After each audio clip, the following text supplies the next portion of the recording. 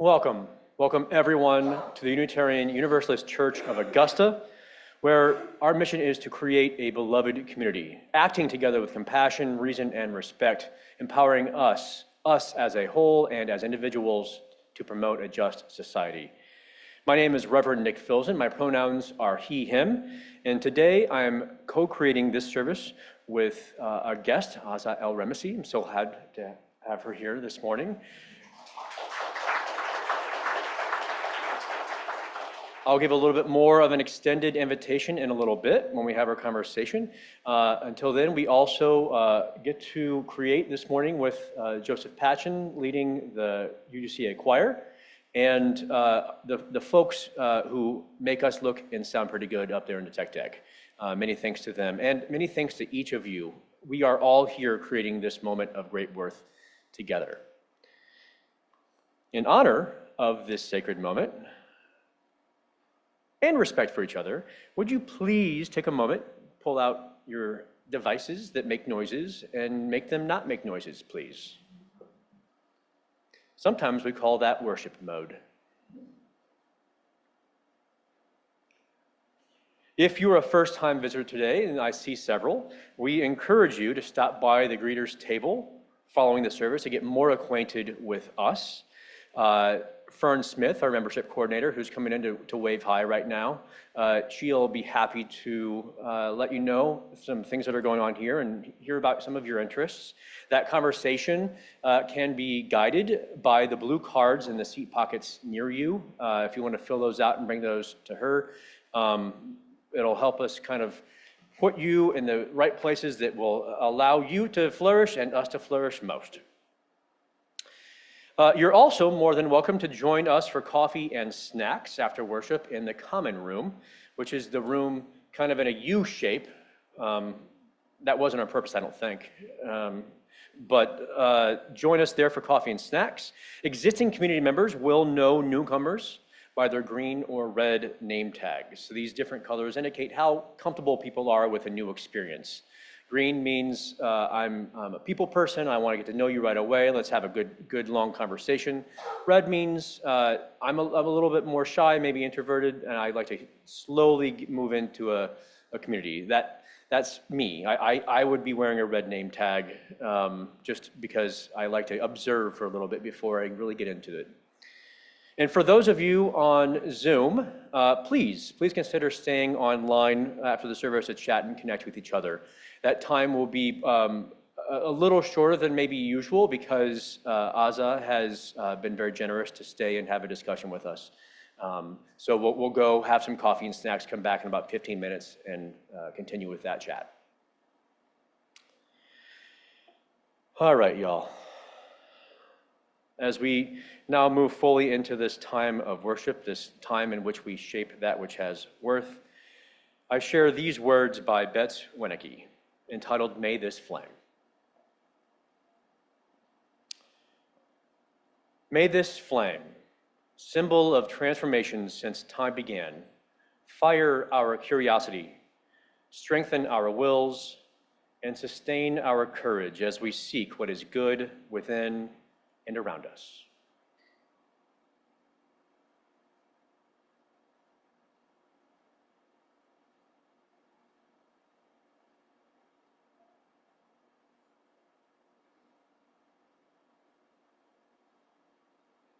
Would you rise and bow to your spirit for our opening hymn, Come, Come, Whoever You Are.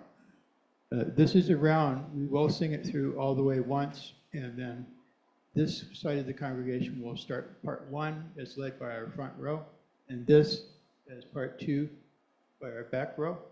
There's also an ostinato, and the words, if you have a low voice, the words for that are, Though I've broken my vows 1,000 times. It goes like, 1,000 times though I've broken. So we'll add that in as well. So let's sing all the way through.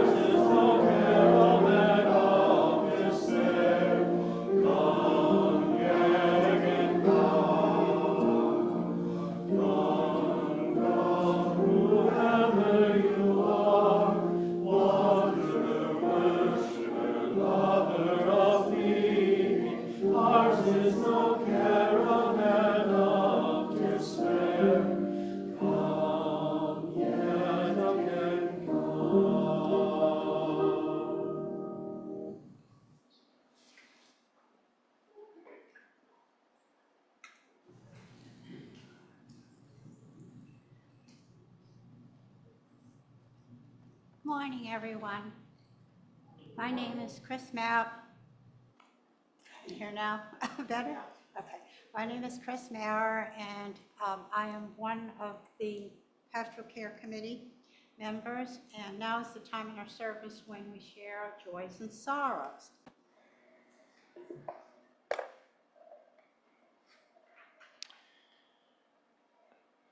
That was the most interactive Joys and Sorrows, I think, we've ever had. And also, I make a list of everything that I hear, and sorrows, we want to hold those in our hearts, and they're important for us to name and have together. But the list of joys today versus the list of sorrows is evident.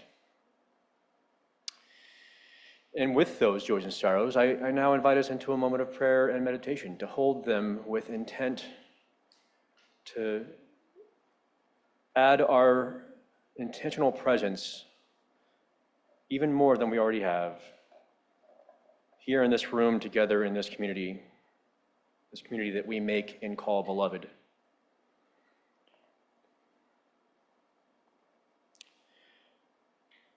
Spirit of life and love, that which transcends all understanding yet beckons understanding nonetheless.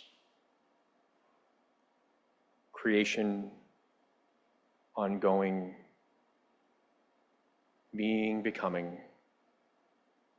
Thank you for this time together. Whatever thou beest, thank you.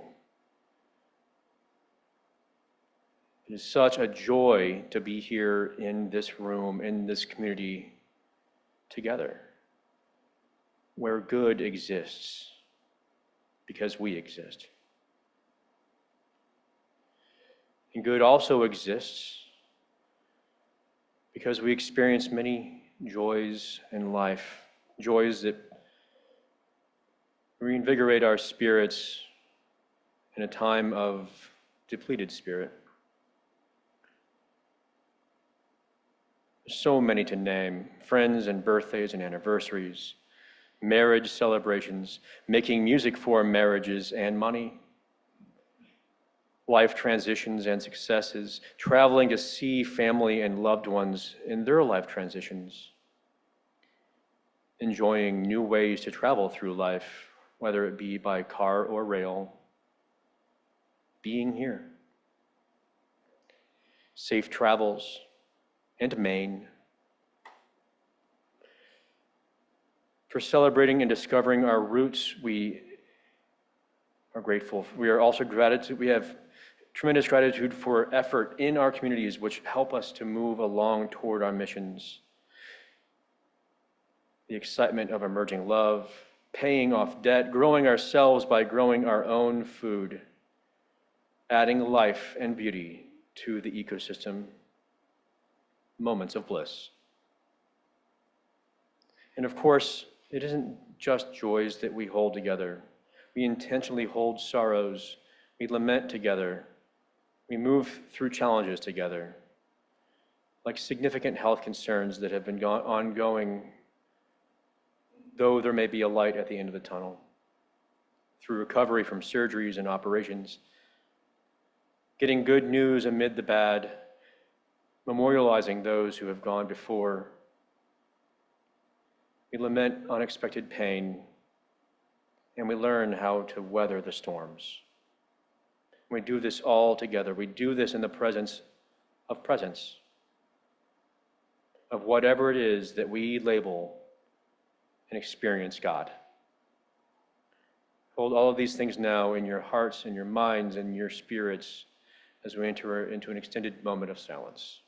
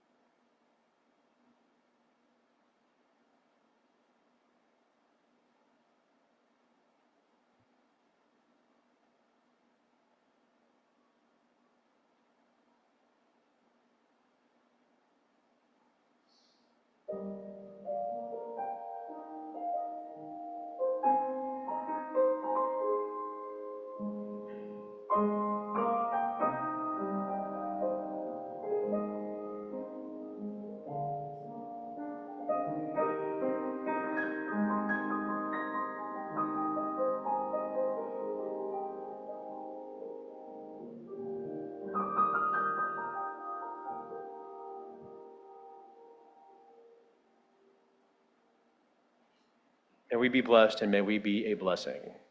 Amen. And let us now sing our kids out to continue their faith formation. As you go, may joy surround you. As you go, may you grow. Know our love is with you always. As you go, as you go.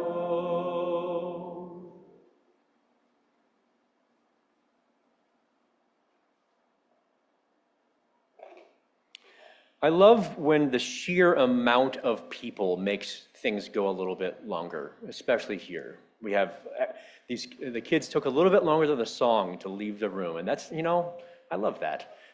Also, that Joys and Sorrows was the longest I think I've ever seen, and nobody spoke longer than a couple sentences. It was just people, and I love that. I love you. I'm so glad we're here. For many of us, community is that which is most ultimate and most intimate, most good. The thing that we're playing with in our Exploring God series over the next several months. For many of us here, community is where the holy resides. Community is where God resides. Therefore, we do community intentionally here. We continually create beloved community here and then spread it around as much as possible throughout the rest of our lives. The relationships we build here are integral to embodying the spirit of life and love everywhere we go. We practice good faith with each other to better practice good faith always. One way that we do that is by making relational meaning with folks outside our tradition, like we're doing with Azza today. Another way we do it is through generosity. Generosity is indeed one of our 7 interconnected UU values, core UU values. We covenant to freely and compassionately share our faith, presence, and resources as we can. Our generosity connects us even more than we already are connected to one another in relationships of interdependence and mutuality. Considering the recent violence against the San Diego Muslim community, it's a coincidence. It really is a coincidence that Azza is here and that we're discussing Allah, the God of Islam, today. A coincidence inviting our generosity. In practicing good faith with Azza and the tradition she represents, and in practicing our promise of generosity, we're going to give our entire plate today to support the family of the security guard who was murdered protecting his religious community. It is a nightmare for all people of faith to have such violence committed against them. May this small gift, whatever it be, by our shared contributions, help the survivors feel some solace and solidarity, perhaps even some hope as they grieve. And may all forms of violence and oppression in the name of religion and against religion be ended once and for all. Cash and checks are gratefully received, or you may use the text to give information you're about to see on the screens. Would the ushers please come forward?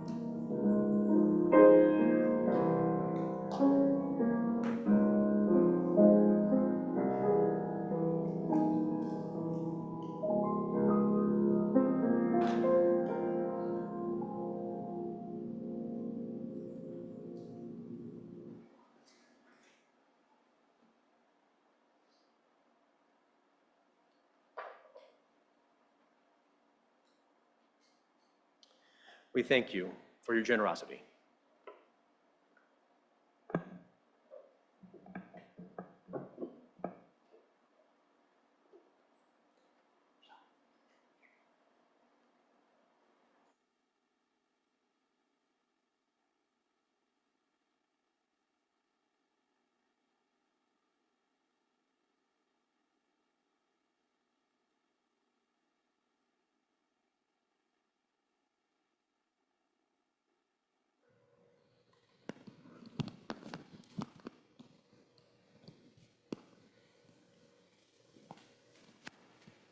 All right, y'all.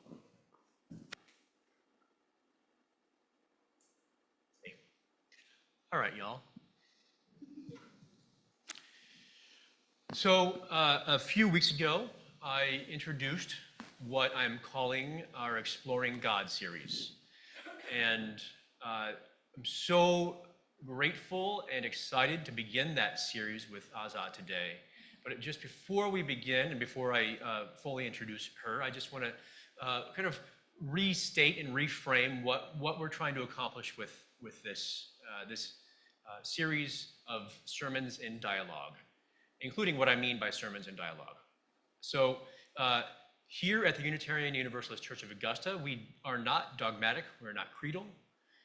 We don't have a shared set of beliefs about what is divine, what the divine means if there is a divine. And we do, I think, have a vested interest in exploring that concept, those notions, the Spirit, God, nonetheless. And we're fortunate that we're able to have a conversation about this type of thing in our religious tradition in a way that is hopefully humbling for us, in a way that is hopefully nurturing to our sense of curiosity and our growth, our everlasting growth toward more, toward not necessarily better, but just a becoming forward. And I also mentioned that I would explain what I mean by sermon and dialogue. So most sermons are a dialogue of sorts. It just happens to be that sermons tend to be in dialogue with a passage or two from a book or some kind of art that you've experienced.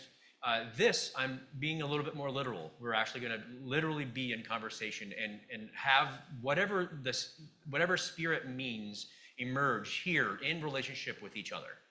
I also think that it is helpful and healthy for us to see that people of differing beliefs who are devout theists, that may make some of us uncomfortable in terms of just the notion of theism as itself. It's a little harder to set up boundaries and hard walls around ourselves when we're doing so in relationship. So, again, so fortunate and grateful that Azza El-Remessy is joining us today. Azza is a native of Egypt who has called Augusta home for the last 30 years. Pharmacist by training who served as a college professor in the College of Pharmacy at the University of Georgia until 2016.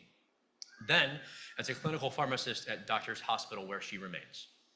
She's an active member of the Islamic Society of Augusta, curriculum lead of Islamic Studies at Sunday School, and one of the co-founders of the Women's Interfaith Network here in the CSRA. She's also an extremely active member of the Interfaith Fellowship of Augusta, which is where I first met her, and I'm excited that I get to know her in that capacity. I'm excited to get to know her more today. Let's welcome Azza. Thank you.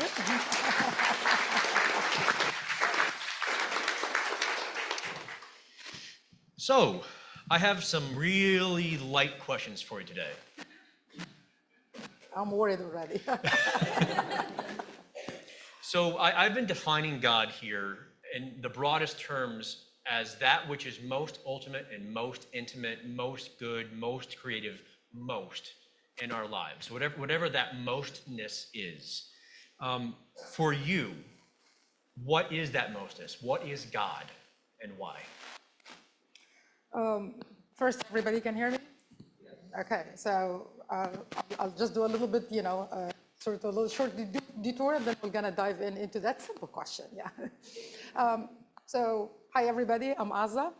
I am, as Nick mentioned, I'm from Egypt, so I'm Mediterranean, which means I get loud, I speak fast. When I get loud or too fast for you, somebody just had to wave at me, so I know, like, okay, I have to get it back, yeah. I tend to be very enthusiastic about what I do or what I say, so that's just kind of me. And just like, I'm not trying to enforce any idea on anybody. I just want to make sure that this is clear from the get-go. It's just, as I said, if I talk about food or plant, or I just get so excited, yeah. So just, I'll be kind of sound like that. But as I said, my intention really is to share to my best, my thoughts and my feelings, but they are mine. I'm not, as I said, I'm not trying really to enforce it on anyone.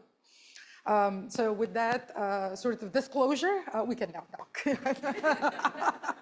Yeah. So this is really, really a deep question. And I just want to really start with sort of like, let me start from the general statement or general facts about Islam and the definition of God in Islam. And then I'm going to go maybe more into personal. So Islam as a word means submission, and it also means peace. And the philosophy, if you look into the root of the word, Salima, it's like you're being a Muslim, being a submissive, you're peaceful. So you're gonna find your peace in that absolute surrender to the Almighty God. Islam is not brand new. So Islam, as it is introduced into the media and for the Americans, that it's founded by Muhammad and it's just started, only like 1,500 years ago. So Islam as submission to God, as I said, again, in our tradition, it started from the get-go, from the creation of Adam, and it's gonna go all the way until life on this earth gonna finish. So Islam is not a brand new thing. So for us, Adam was Muslim, which means submissive. Moses was Muslim. Solomon was Muslim. David was Muslim. Jesus was Muslim. And Muhammad was Muslim. So, okay, so let's just clarify that this is the view from our side. You might come across, or it might come across to you in a completely different setting. All right, so faith in Islam, or the creed, that strong belief, we really believing is seeing. So we really go the opposite. It's not seeing, it's believing. That actually the belief is all in the unseen. We do not see God, but we feel him. We see his presence in actions and in our life every single moment, every day. And this is the bigger unseen, right? Like that's, because we believe that. So we believe in Allah, and I'm gonna go a little bit in details on that, but I just wanna tell you that the faith for Muslim is really all based on the unseen. So you're really worshiping on a limb here. You're not like, so we don't materialize God. He's way bigger than to be limited or materialized. We believe also in angels. So angels are made of light. They are the servants of God. They worship him, they obey him all the time. They have a list, of things, to do. That, as I said, we can get into it. We believe in all the books, including, the Bible, the Old Testament, the Zabur, the Psalms, and the Quran, and the last book. We believe in all the messengers from Adam. So Adam for us is a prophet or a messenger. He's not just like the first prototype of humanity. All the way, everyone until Muhammad. And we did not, for my generation, we did not see Muhammad. So it's still Muhammad, and all the previous prophets, it's unseen for us, but we believe in them. We believe also that there's gonna be a day of judgment. There's gonna be that the whole life on earth is gonna come to an end, and there's gonna be a day of accountability. And there's gonna be a long hereafter after that, the eternal life. And again, these are unseen. Then the last article of faith for Muslim is that we believe in the destiny, what it looks to be good and what it looks not to appear to be good. So congratulations on paying off your car or getting a new car or getting a straight A, that looks good, you know, so that's really, so we believe that everything that happened, it didn't happen by chance. It's a part of a bigger plan. It's a part of the destiny that Allah or God has ordained. And then you get into a car accident, you got diagnosis of lung cancer, you know, right? That doesn't look good, right? But we still believe that this happened also. That's a part of a plan. So it didn't happen because God was not watching, or he doesn't like you today, or, you know, he has disagreement, or he forgot, you know, just, you know. So it's still, you know, we believe in everything that happened to us on daily basis, on the bigger, long stretch of life, as meant to be. And it's really a challenge. And, you know, and I can share, you know, some of my personal challenge. We never really get challenged by having a blessing, right? You know, we always feel the challenge when we are deprived of something. That's usually the moment that you say, why are you doing this to me? You know, right? I don't deserve this, or I thought I'm good, you know, and so forth. So that's the reason there is a big emphasis on that we believe in what looks, you know, is good, or what appears is not good, because we know that it's a part of a wisdom. We might be able to catch that wisdom later and say, oh, if I took a ride, you know, I might, you know, if I didn't, you missed the flight and then that there was an accident or, you know, something, you know, then you get immediate explanation of why this was a good thing that you missed the flight, or you didn't go to that party, or you know, whatever it is, because obviously you were avoided from something, you know, harm or something bad, you know, happen. Sometimes we go through things that we don't have explanation for it. And the challenge is still to continue to believe that this is good for me. It's a big part of a bigger plan, but I don't get it. But I trust you.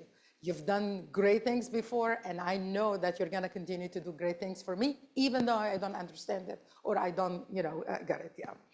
So these are what we call the 6 articles of faith, and that together form the belief of Muslim and shape our sort of how we view life, how we view death, how we view life after death, or as I said, we call it the eternal life. If you allow me, I want to go back and elaborate a little bit about Allah, or, you know, God. So Allah is the word for God in Arabic. It's a unique word in the sense that it doesn't have plural. You can't make a verb of it. Like usually Arabic is a very sophisticated and strong language. Luckily that I was born in a country that speaks Arabic, you know, but I mean, it's not really my own bias. It is really linguistically, it is. So every word comes from a 3-letter root. And then from that root, you can derivatize almost endless number of words. So I will give you an example. In English, you say write.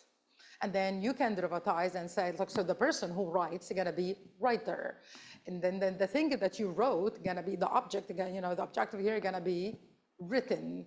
And then, you know, then you can derivatize the verbs, you know, will write, wrote in the past, or write as of right now, right, you know. So that's just an example of the derivatization, what I meant. In Arabic, you can get way more derivatization. We have masculine, feminine. For the count, you have single, dual, and plural. So plural in Arabic starts 3 and above. I believe that Arabic is the only language that offers dual. So you can imagine we derivatize verbs and names and nouns for a single, dual, plural, masculine, feminine, you know. So we suffered really studying the grammar growing up. I can tell you that, yeah. And my dad is an Arabic teacher, so we were not even allowed to complain about it. So the word Allah is one unique word in Arabic that doesn't have dual, doesn't have plural, doesn't have feminine, doesn't derivatize. You know, it's a very unique word. And it really kind of like, you know, when you look into the sort of the philosophy between or behind those 3 letters from Allah, is the obscure or the unknown or the unseen. So in a way, he's way above and he's way not clear or not defined, not confined, it kind of, more than that, yeah. We have also other words for God.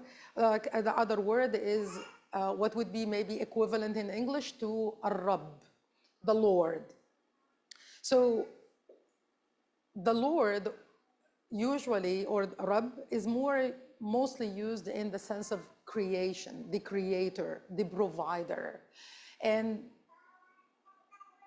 the Lord of the whole world, or that's, as I said, another name for Allah, we believe that he created everything in this world, the sky, the heaven, the plants, the animals, the humans, other creature, other things, and he provide for all of them at the same time. He's aware of everything. An example that a leaf from a tree, when it falls, he's aware which one is falling, flying with which angle, landing on the ground or in the water, or it's gonna be eaten by, another creation. So his unlimited ability of encompassing, of being aware, of taking care of that. Like when I'm being in the medical field, the idea itself that God does not discriminate. He provides all of us with the same lung, with the same heart, with the same veins, with hair and eyes, and just like all our senses. And even if we disagree with him, even we don't even say that, I don't think that there is God. He doesn't take our heart away. He doesn't take our pancreas away. He doesn't stop our digestion, right? He provides non-discriminatively for everybody, whether we acknowledge it or not, whether we thank him or not, whether, as I said, that even concept just like really blow my mind, because as a human, if you're my friend, I'll be there for you. But if you're not my friend, I will have other things to do. If you're now my enemy or disagree with me, maybe I'll even try to hurt you, right? Like, I'm talking in general, not me personally. Yeah. So that human mentality doesn't apply to God. I mean, as I said, he created us and he loves us and he takes care of us unconditionally. Sometimes I would be afraid to say like the moms or like the parents, because even parents, we have our shortcomings too. I'm a parent for 2 boys that they just graduated, yeah.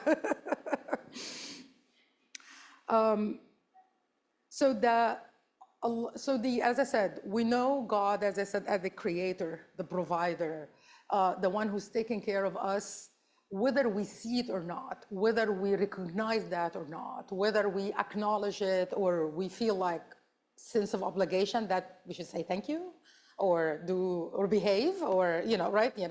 That is, a Rabb or the creator. But there is the sort of the level up is Allah. And the actual meaning really for it is the only one worthy of worship. So when you come to that that kind of realization of that recognition of the grandness, the absolute control on everything, and you feel like, I realize who you are, I am actually submitting to you. I'm actually recognizing you as the supreme God. So that is Al-Ilah, or Allah, for Muslim.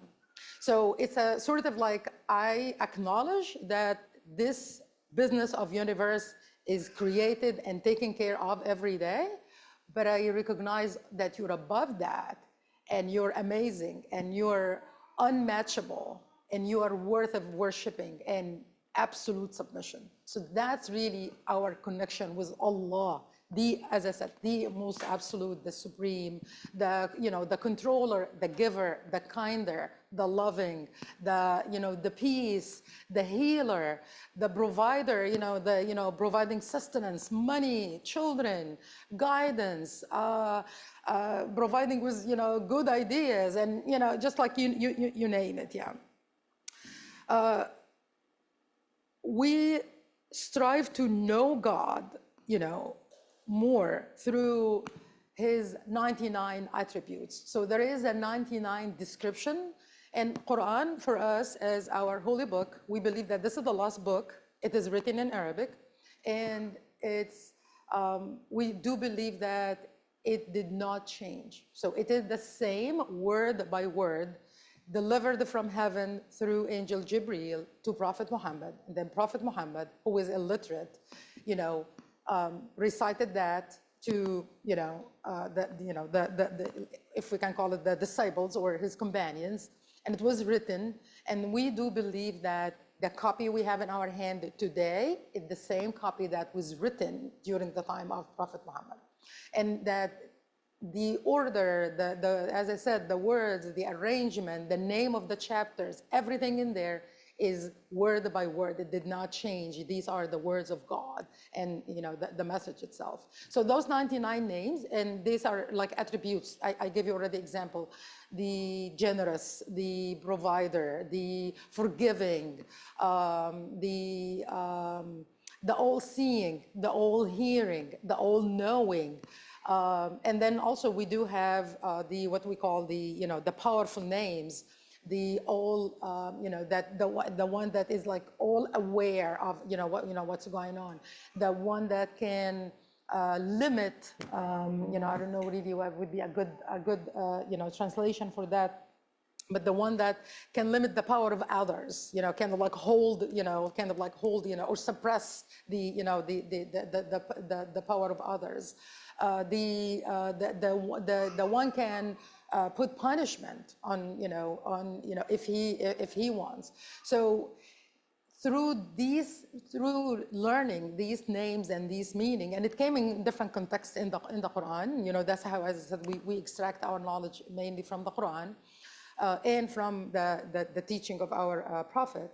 Through these, you kind of gradually build up that relation. Like, who is this God? Who is this one taking care of me? And building that trust, building that love. Because really, to be able to maintain that relation, the only way is to realize how much God loves us, and we try to love him back through the submission, through the obedience, through doing the act of, different act of worship. So you are here the most sort of progressive liberal. We are the most structured. We have a list to do of what to do and what not to do, and what to eat and what not to eat, and what to dress and what not to dress, right? Like, so we are kind of like, right. But reality, the only way to follow the do's and don'ts is through building that trust and love, that I really feel him and I see him. I mean, I don't see him physically, but I see him. And that's the reason I'm gonna comply. I'm gonna do this, because you wanna do it to please him. You wanna do this because not only that you're scared that he's gonna punish me. A case in point, to break that. For years in Saudi Arabia, anybody aware about Saudi Arabia? We know, yeah. So hijab, covering for women was mandatory. Like, it doesn't matter how old are you, it doesn't matter. And it was black. So it was not only mandatory as a principle, there was a dress code. Like, you can't leave outside your home unless you are in a black dress and you're covered totally in black. The notion started years ago that, people are misbehaving, we cannot leave it up to them. We want to enforce it, right? We want to enforce it. What do we do as human once we feel enforcement externally, right? On something. Absolutely. You get immediately, so you will see the trend that people will be having the burqa, or this black thing outside. You go into any building, you go into a taxi, you go in an airplane, The first thing, just take it out. Because it became limited that I'm doing this to protect myself from the guards in the street or, from the police, basically. You're not doing this really because you want to do it, because you want to please God, because he said like we have to be modest. And God didn't say to wear black. So, So after so many years, Saudi Arabia came now and they decided to become so liberal. Like, okay, you don't have to, and doesn't have to be black, and it doesn't have to be, Iran is another example. Anything you try to enforce it, although on the outside, it looks like we are forcing what God says to do, right? But then what people gonna do? Rebel, hate it. Just like, and I don't like that, and I'm not gonna do it, and So it's as I said, Egypt is really in the Middle East is one of the most cosmopolitan. We have been occupied by every nation, I can just tell you that. We've been affected by everybody, but we maintain a unique identity. So people are religious, but when you walk in the streets of Egypt, you're gonna see people who are covered in colorful, like maybe what I represent today, and you're gonna see people who wear black head to toe, and you're gonna see ladies who don't cover at all. They're not. And everybody gonna go to a mosque, and everybody gonna pray, and or a church, because we have also about 7 or 8% of our population, Christian. But the moral of the story, that relation has to be internalized and manifested, and it's as much as it should be, or it is like, for all the Muslim countries, it's sort of like a general population thing. But really, at the end of the day, it's a very individual relation. It's a journey that you do it. And that even, that's the reason we believe that faith is alive.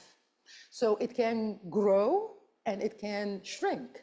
You can be under so much pressure or blessings or, whatever, that you drift away. You get that feeling. And as human, we all understand it. I'm at my own. I'm at my own in a good way. I'm in the driver's seat. I'm doing things. Things are working. I'm good, Or I'm drenched and, things like just like, beating me up. And again, that like, so you don't have that connection with God, that transmission, because it just sort of get weaker. And it's a daily challenge to go back, kind of revive that transmission, to revive that relation, and kind of like build yourself and build that relation back up. So we believe that faith is alive. As I said, it's not something that bestowed on you, or you are born Muslim, you're good, you're just gonna make it all the way, to have it's not. And probably that's the reason that we pray 5 times a day. It's kind of sort of like a call back, come back here. Yeah, okay, tell me what's going on with you, yeah. And as I said, if you look into the structure and on what we do and what we don't do and what we eat and what we not eat, if you take it from that perspective, that my parents knows the best for me, so they keep calling, check on me. They ask me, did you fill your your car? Did you do this? Did you do that?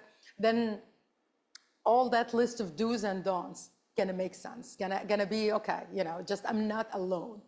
I'm checking. God is checking on me. I'm talking to Him.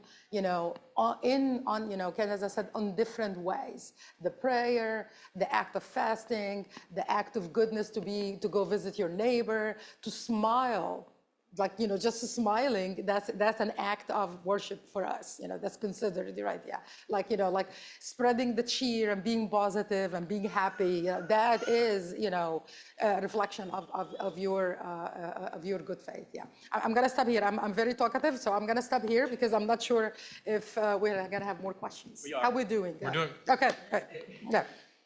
Maybe these next couple will be a little shorter. Okay. So I heard a lot of reminders in your explanation just now that there is no monolith among Muslims. And I think that's an important thing for us to remember about any group of people, any cultural element of the world, that there is no monolith, there is no single way for a Muslim to be. with the way that people dress, with the colorful hijabs versus non-colorful, and one way to experience that and remind us of that is to hear somebody's personal experience about something. And in this case, we're talking about Allah. So what direct experiences have you had with Allah? Understanding that you don't see Allah, but you did mention that you do feel and experience Allah nonetheless. So maybe could you give us one or two situations or experiences where you were just so sure of Allah's presence?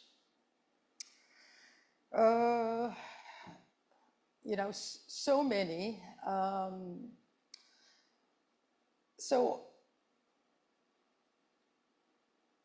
maybe one example, these are going to be really personal reflection, yeah. So I lost my mom when I was in first year in pharmacy school back home.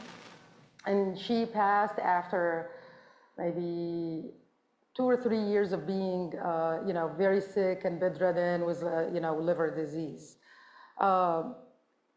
That, I think, was a turning point for me to start that talk and conversation. I was very angry.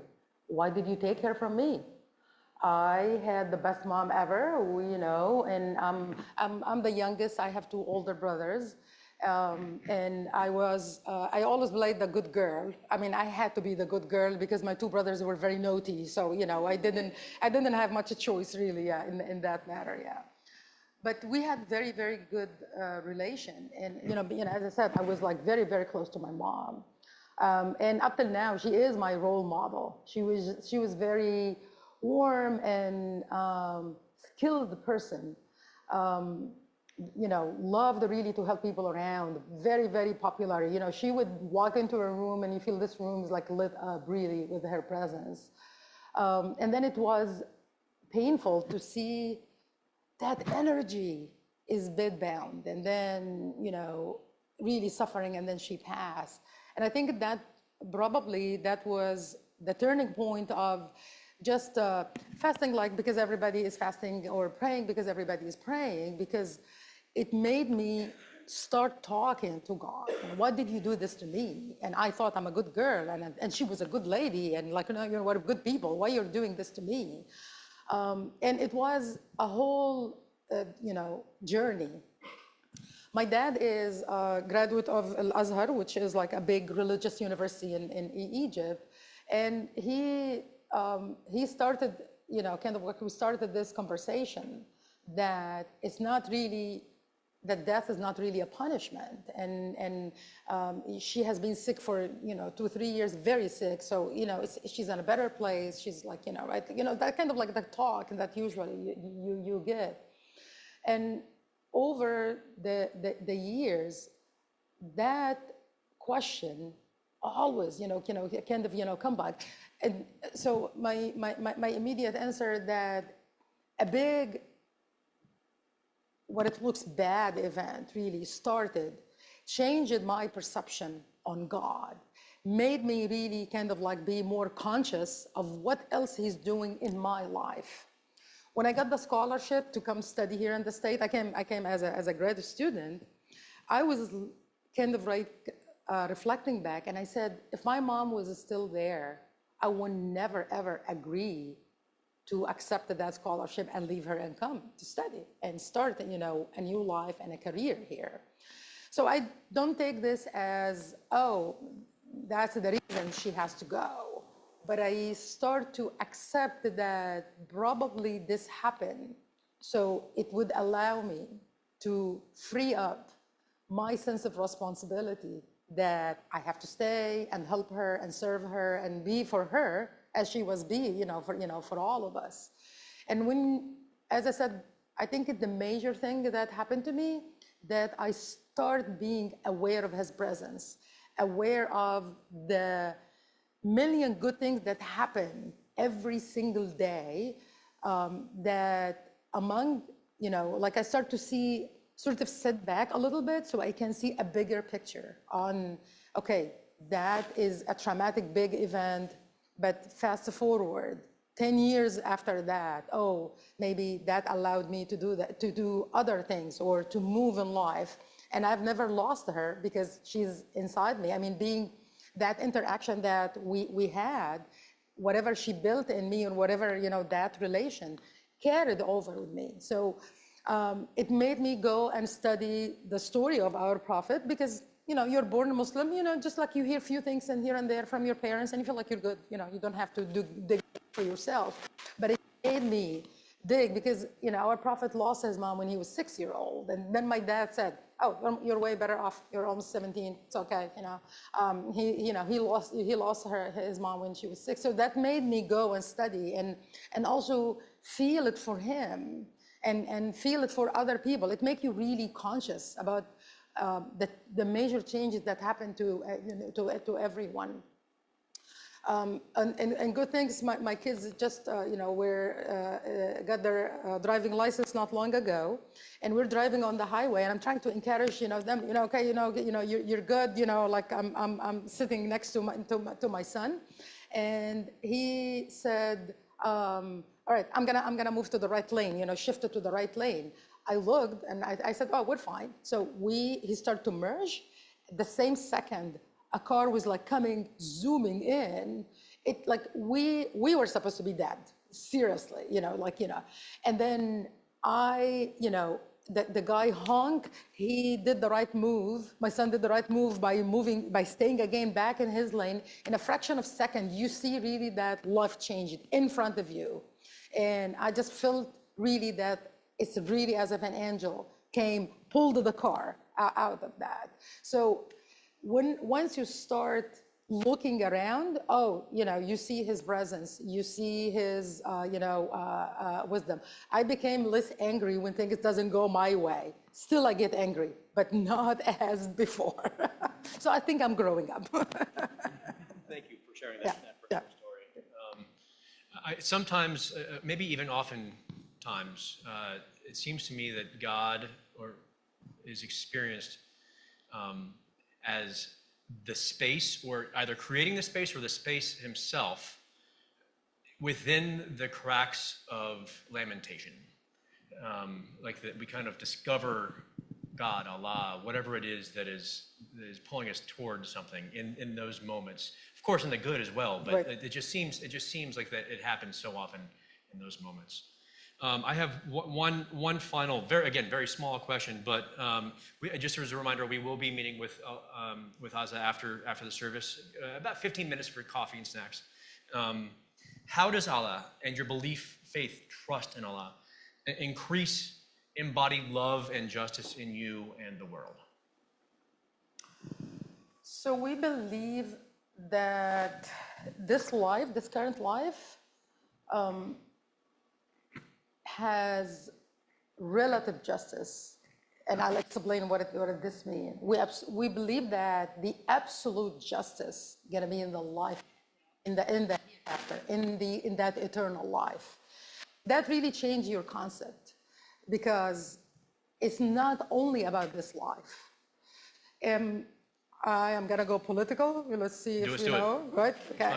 So what happened in Gaza, the genocide, happening there, it's horrible. I mean, it's devastating. It's, I think the level of pain of watching and, kind of like, watching this every day was even, sometimes I felt selfish if I cannot just watch it. How about people who are living through this? Yeah. And no one cannot just ask the question, why are leaving this to happen? Where, if I can tell you the number of talks and series that, like, from the great scholar we follow, the title would be, Where is Allah? Like, are you aware? Do you see what's going on here? You're leaving this cooking and happening in front of our eyes, and we all feel helpless, right? That sense of helpless. Create anger, create that, like, where is the justice? Where are you? So it's a kind of like natural, like, right, like everybody to think this way. While I cannot provide you with an answer that that it is acceptable or it is good, or to reconcile it completely, but I can see that this you have to sort of step back. That horrible action had some mercy and some goodness to it for the time being, and definitely there's going to be accountability in the hereafter. So what would be goodness or anything good that can come out of that for that level of atrocity that we're seeing? The awareness. I have never ever thought that on an American TV screen or a YouTube that I would hear a word against Israel, or a word against that Palestinians are a human being, or that doesn't make sense, or why we are paying for that. That was out of equation 100%, 150%. Horrible, these horror things happening for 76 years, but nobody talks about it. Even if sort of a more individual, if I know that I can talk with you about that, you'll say, I've never heard about that. It's like, it doesn't even exist, right? If I don't know it, it doesn't exist. But that major horrible events that exceeded the human level made everybody aware universally. I mean, Australia, Canada, Europe, even here in the States. So that helped us to reconcile that what it looks, again, what it appears to be really, really bad, it will have some goodness to it. It will do something good. It will shake people. That's what it took us as humanity to realize that, oh, there's something bad going on there. Maybe we need to do something, or at least increase the awareness. Yeah. Another quick example, September 11. Horrible, horrible. I'm not defending it at all, but I can tell you that the awareness level of everybody, everyday American, about Islam or Muslim, hijab, jihad, right, like all the words that you hear in the media, went from 0 to 100 because of September 11. I used to go study in the library as a graduate student in the old days when people really go to library, and the ladies working there, they thought I have cancer. We're talking about 96, 97. They thought that I had cancer, so that's the reason I cover my head. And then, one time I was like freshening up before a prayer, and one of the ladies walked into the bathroom, and she said, "You have hair?" I thought, "Sorry, yes, I do." And she said, "Oh, we thought that you have cancer." No clue that this means something. No clue that, right? Then after September 11, oh yeah, everybody knows hijab and ask us, "Oh, do you have to wear it? Oh, force it on you, and can you change the color?" And so the level of awareness, so you just look in there and feel like, maybe you're up to something, really, that something, grand like this happened. Again, it's a horrible, I wish really if it didn't happen, but the implication, like as I said, that really proves that everything is a part of a plan.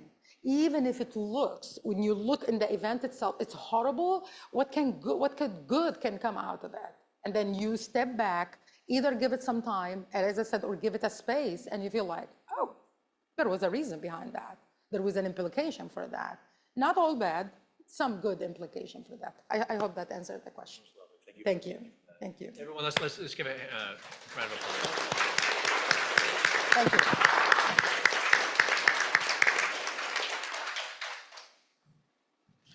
Again, we do hope you'll come back in about 15 minutes to chat with us about more about Azza's experience within her tradition, and also have some snacks. Between now and then, we are going to do a little bit of singing, and this is a new song that takes a little bit of explanation.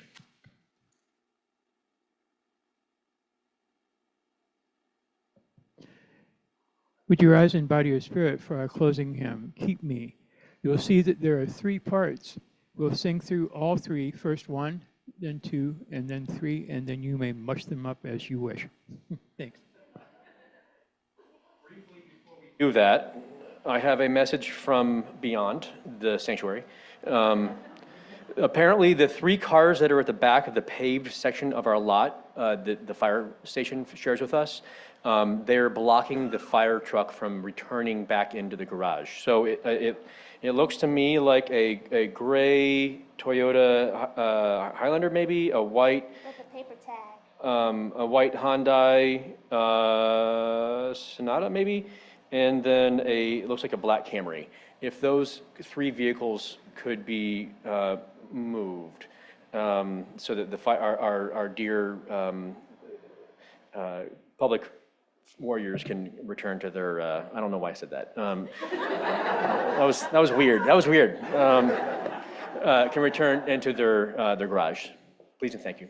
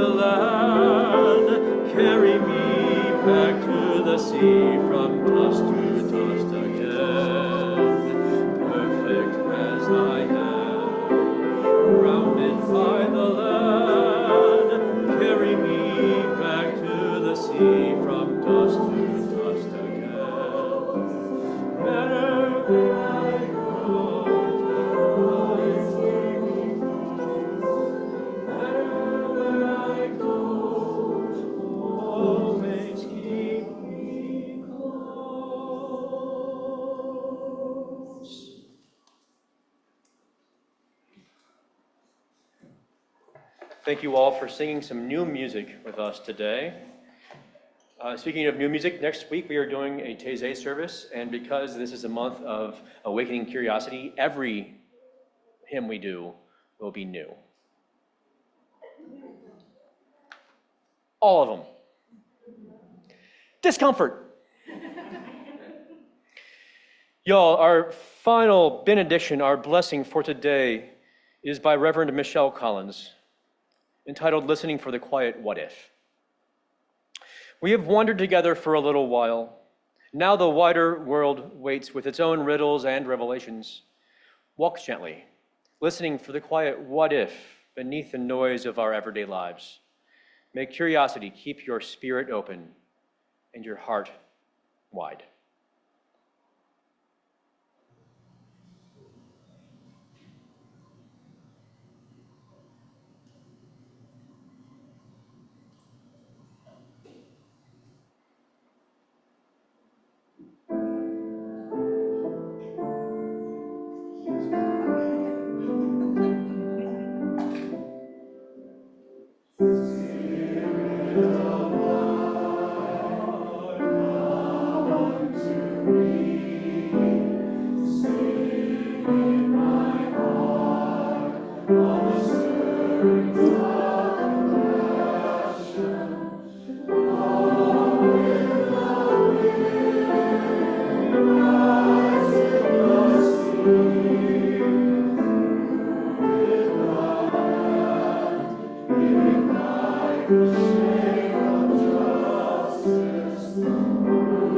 Told us